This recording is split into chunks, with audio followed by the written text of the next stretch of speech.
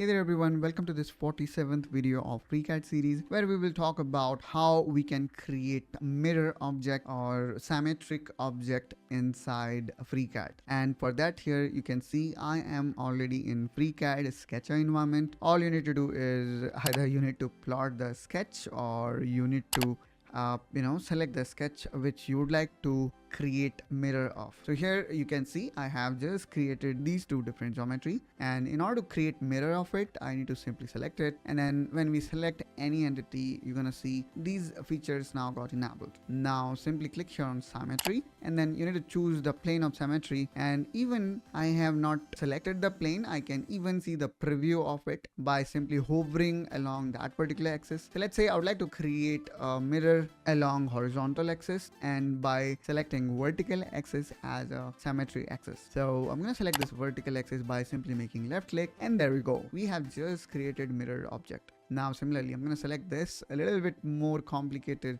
shape, and then I'm going to again select symmetry, and there we go. We just created the mirrored object. Now let's also understand what will happen when we're going to change distance. We're going to make adjustment in the dimension of these objects. So let's make this one 60.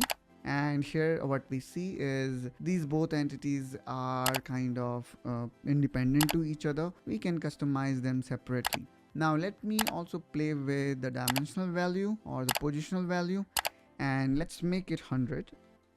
And there we go. So again, even in case of positional value, we can independently manage them. And if you really want to move it like the symmetry, probably we need to apply the symmetry constraint here. So I'm going to select this and this probably, and then the center line, which now will make sure that it moves as we change the value here. So now let me change this 100 value to 120.